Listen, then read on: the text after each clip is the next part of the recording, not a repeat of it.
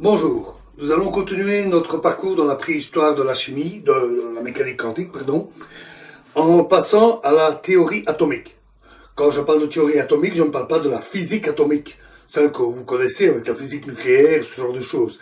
Il s'agit ici de la théorie qui expliquait, et qui explique toujours, la chimie sur base des atomes. Nous avons vu que dans les réactions chimiques telles que la combustion d'hydrogène qui donne de l'eau, on avait 1 gramme d'hydrogène plus 8 grammes d'oxygène qui donne 9 grammes d'eau, environ. C'est toujours cette proportion de manière très précise et c'est assez mystérieux. Si par exemple on a un petit peu trop d'oxygène, disons qu'on a 1 gramme d'hydrogène et 9 grammes d'oxygène, si on brûle l'hydrogène, que se passe-t-il? Bien, ça donne toujours 9 grammes d'eau et il reste 1 gramme d'oxygène qui est inutilisé. Donc la composition de l'eau est stricte. C'est assez bizarre quand on y réfléchit parce que lorsque vous faites un gâteau, vous prenez 100 grammes de farine, 100 grammes de sucre et d'autres ingrédients, vous les mélangez pour faire un gâteau. Supposons qu'au lieu de prendre 100 grammes de farine, vous en preniez 110 grammes. Vous aurez toujours un gâteau. À peu près le même, vous ne serez probablement pas capable de distinguer le goût. Et vous n'aurez pas 10 grammes de farine qui est éjectée du gâteau et qui est inutilisée. Les proportions sont juste un peu différentes. Mais pour la chimie, ça ne se passe pas comme ça. Les proportions sont strictes. Quelle en est la raison? Déjà, nous l'avons vu dans ce rapport est presque entier. 1 gramme d'hydrogène, 8 grammes d'eau. C'est pas tout à fait des nombres entiers. Peut-on en savoir un peu plus? On peut considérer un ensemble de réactions. L'hydrogène plus l'oxygène donne de l'eau. C'est une des réactions que nous avons vues. Le carbone plus l'oxygène donne du gaz carbonique.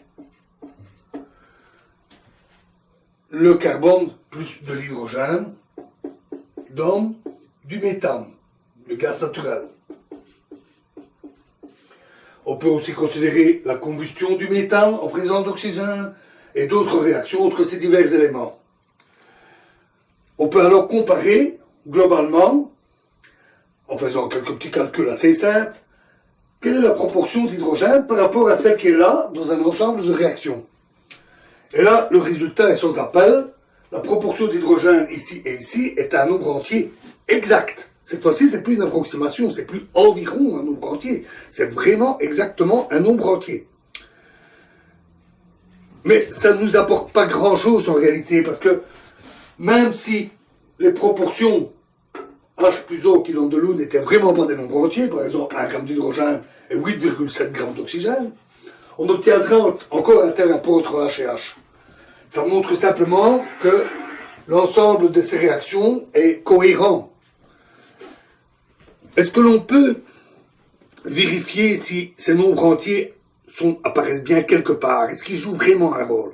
La réponse est oui. Et les chimistes l'ont très vite constaté. Pour cela, il fallait non pas mesurer les masses des corps qui sont mis en réaction, mais les volumes de gaz. Or, évidemment, tous les corps ne sont pas gazeux. L'hydrogène est un gaz, l'oxygène est un gaz, même l'eau peut être considérée sous forme gazeuse, sous forme de vapeur d'eau. Le gaz carbonique est un gaz, le méthane, seul le carbone est solide aux températures habituelles. C'est sous forme de graphite, de diamant, voire de charbon, bien que le charbon soit souvent fort impur. Et si l'on considère les volumes, dans ce cas, les proportions sont vraiment entières. 2 volumes de gaz d'hydrogène plus 1 volume d'oxygène donne 1 volume de vapeur d'eau. Exactement. De même, du carbone solide plus 1 volume d'oxygène donne 1 volume de gaz carbonique. Ce sont des rapports strictement précis, des nombres entiers exacts. De plus, ce sont des petits rapports. Ce n'est pas 1 à 8, comme avec les masses, mais 1, 2, 1, 1, c'est vraiment des petits nombres entiers.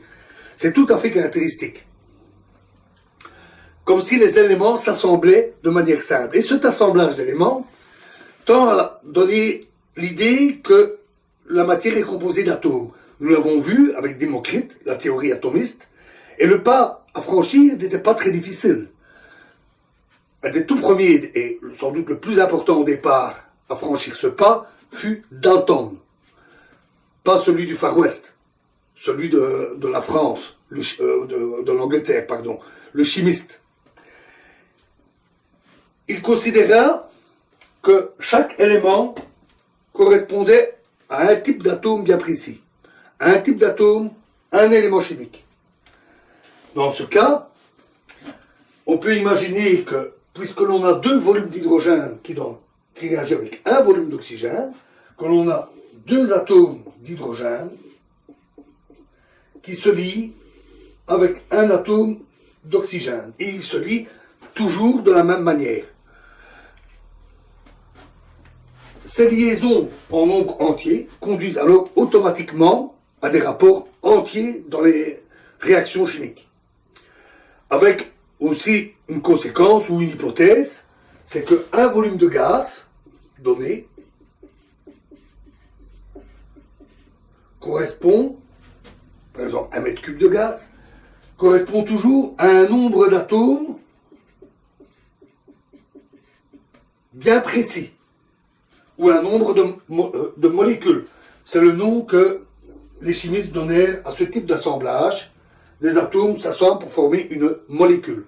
Et donc, un volume de gaz donné correspond à un nombre d'atomes donné ou un nombre de molécules donné. Toujours le même nombre pour tous les atomes et pour tous les gaz. C'est quelque chose de fort important. De plus, les atomes se lient toujours de la même manière. Ainsi, le nombre de liaisons qu'ils peuvent former est une caractéristique de l'atome. L'hydrogène forme une seule liaison. L'oxygène en forme deux, toujours deux. Les expériences montrèrent qu'il en était de même avec les autres éléments chimiques avec quelques petites variations. Par exemple, le carbone forme toujours 4 liaisons, parfois il n'en forme que 2. Le fer, il forme 2 ou 3 liaisons. Il y a bien d'autres exemples. Le sodium forme une liaison, l'azote forme 3 liaisons, le chlore forme une liaison. Et c'est toujours des petits nombres, entre 1 et 4, exceptionnellement 6. Le soufre peut se lier à de 2 à 6 liaisons, 2, 4 ou 6 liaisons. De plus, cette théorie atomique nous apporte encore quelque chose concernant les atomes. C'est leur masse. Alors, vu qu'on ne sait pas combien il y a d'atomes dans un volume de gaz, il est difficile de dire quelle est la masse d'un atome. Très faible, assurément. Les atomes doivent être très petits, puisqu'on n'a jamais réussi à les voir à cette époque. Mais on peut considérer le rapport des masses entre des atomes de nature différente. Nous savons que 2 atomes d'hydrogène se lient à 1 atome d'oxygène, et que 1 gramme d'hydrogène réagit avec 8 grammes d'oxygène. Ça veut dire qu'ici, on a 2 grammes d'hydrogène pour 16 grammes d'oxygène. Un atome d'hydrogène faisant 1 gramme. Donc,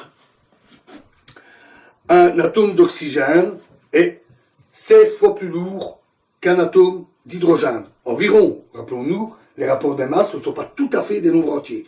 Ils sont assez proches. Donc, cette théorie nous apporte aussi des informations sur les atomes, sur leur nature, en nous donnant le nombre de liaisons, en nous donnant les rapports de leur masse, mais les raisons de ces propriétés restent encore assez mystérieuses à ce stade. Dalton pouvait juste les constater.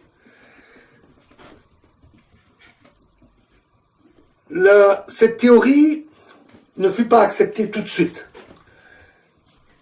La science était devenue une science rationnelle, basée sur les faits, sur l'expérience. Et donc, par conséquent, on avait un petit peu de mal à accepter une théorie basée sur un objet invisible, l'atome, trop petit pour être vu. Comment construire une théorie sur quelque chose que l'on ne peut même pas voir? Donc il y a eu beaucoup de réticences. Mais cette théorie expliquait beaucoup de choses dans les réactions chimiques. Elle était aussi très imagée, très élégante. Au fur et à mesure que les preuves s'accumulèrent en faveur de la théorie chimique, le nombre d'adeptes de cette théorie augmenta progressivement au cours du XIXe siècle. Cette théorie permettait aussi de construire une unité assez pratique, en disant que un mole d'atome ou d'hydrogène, d'oxygène, d'hydrogène ou autre, correspond à un nombre d'atomes bien précis.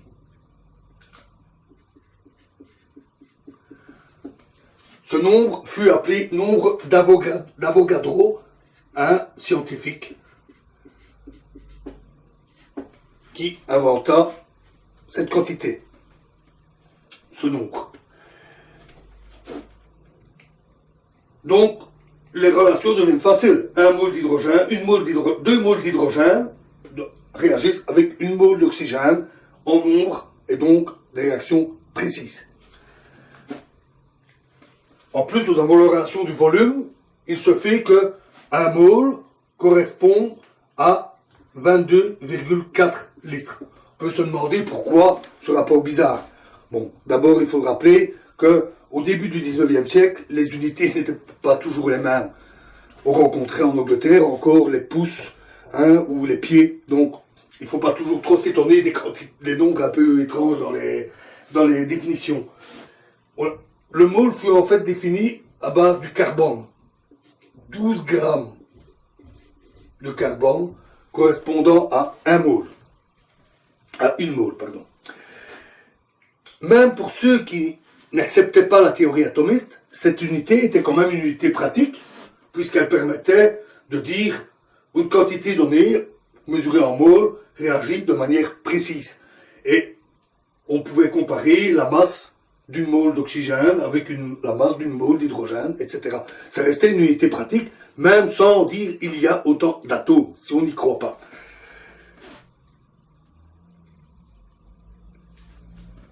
Au départ, cette théorie ne fut d'ailleurs pas tout à fait juste. Ce n'était pas évident, ils ne connaissaient pas tous les éléments chimiques, ils ne connaissaient pas tous les détails, il fallait apprendre, étudier, expérimenter, et quelques erreurs furent d'ailleurs commises. Par exemple, on crut longtemps que l'oxygène de l'air qui nous entoure était composé d'atomes simples, d'oxygène.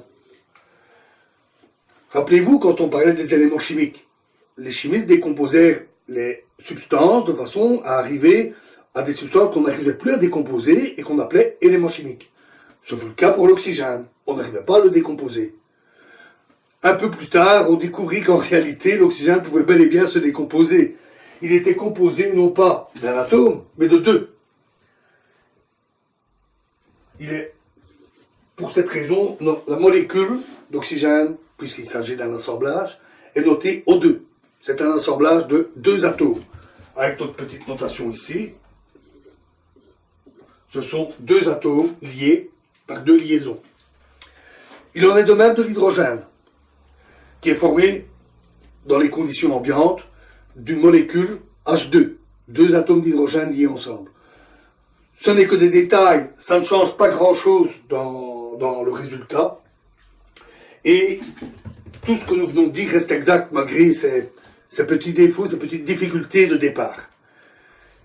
La science du 19e siècle va progresser et apporter de plus en plus vite des éléments qui vont aller en faveur de l'atomisme et qui vont aussi apporter bien des mystères qui devront être expliqués. Merci.